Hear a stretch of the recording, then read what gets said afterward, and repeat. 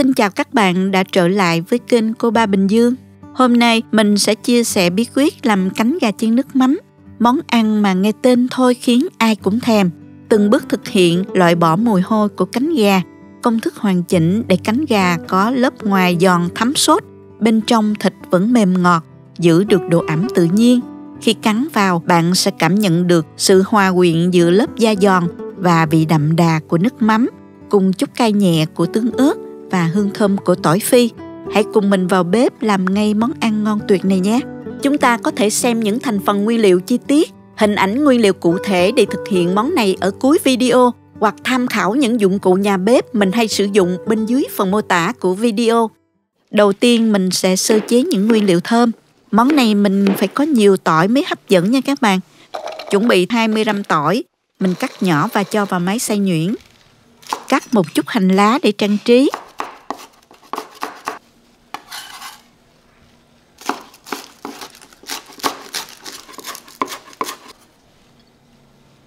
Gừng này mình sẽ gọt vỏ, cắt lát và đập dập ra.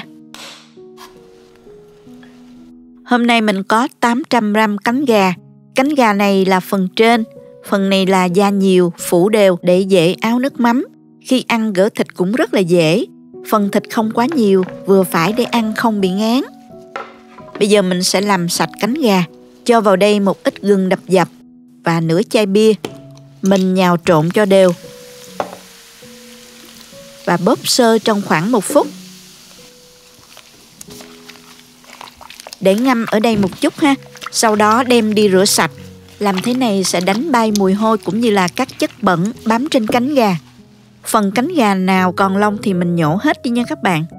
Đây là phần cánh gà mình đã rửa sạch. Mình ướp vào đây 1 muỗng cà phê tiêu, nửa muỗng cà phê bột nêm, 1 muỗng cà phê nước mắm.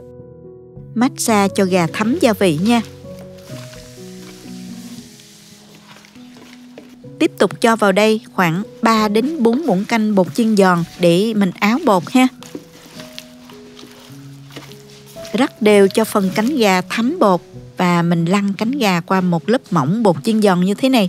Các bạn có thể thay thế bằng bột năng hoặc bột bắp cũng được, để khi chiên có độ giòn và lát nữa để mình áo sốt đó. Bây giờ mình chuẩn bị chảo để chiên cánh gà luôn nè. Dầu nóng khoảng 180 độ thì mình cho cánh gà vào chiên.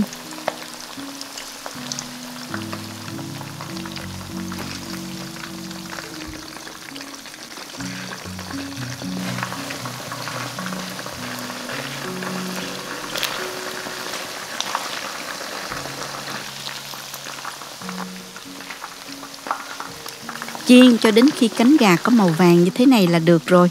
Mình vớt ra cho ráo dầu. Tiếp theo làm nước sốt. Cho vào một chút dầu vào trong chảo. Đợi dầu nóng thì mình cho tỏi vào phi lên cho thơm. Phi đến khi nào tỏi ngã vàng như thế này thì tạm tắt bếp. Cho gia vị vào gồm có 2 muỗng canh nước mắm, 2 muỗng canh đường, 2 muỗng canh tương ớt, 2 muỗng canh nước. Khuấy đều cho tan gia vị. Sau đó bật bếp và đun sôi hỗn hợp. Tiếp đến mình cho phần cánh gà vừa chiên vào, đảo đều để nước mắm thấm đều vào những miếng cánh gà.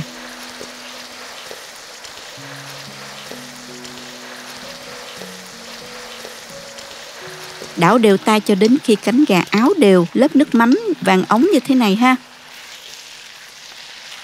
Khi thấy nước sốt cạn sệt và rút vào cánh gà như thế này là món ăn đã hoàn thành rồi đó.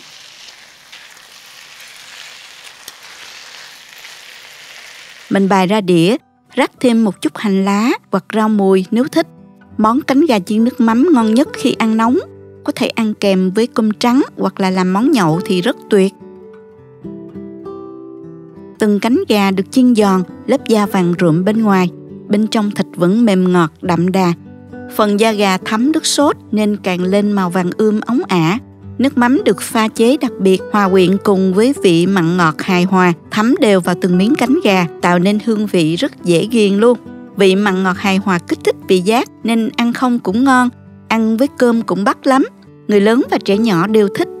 Vị cay nhẹ của ớt dễ ăn và thêm phần kích thích vị giác. Đây là món ăn lý tưởng cho mọi bữa tiệc hay những buổi họp mặt gia đình, bạn bè, và cũng đơn giản để bạn làm cho gia đình đổi vị. Cảm ơn các bạn đã theo dõi video hướng dẫn làm món cánh gà chiên nước mắm của mình nha. Cảm ơn các bạn đã theo dõi video. Nếu thích cách mình chia sẻ, nhớ gửi cho bạn bè cùng xem, bấm like và đăng ký kênh để xem nhiều món ăn mới của mình. Nếu thấy video thực sự hữu ích, bạn có thể gửi tặng ekip thực hiện một ly cà phê bằng nút Super Thanks hình trái tim ngay bên dưới video. Các bạn cũng có thể truy cập website cobabình-dương.com để xem công thức nấu ăn dưới dạng bài viết. Chào tạm biệt và hẹn gặp lại các bạn trong video kỳ tới nha.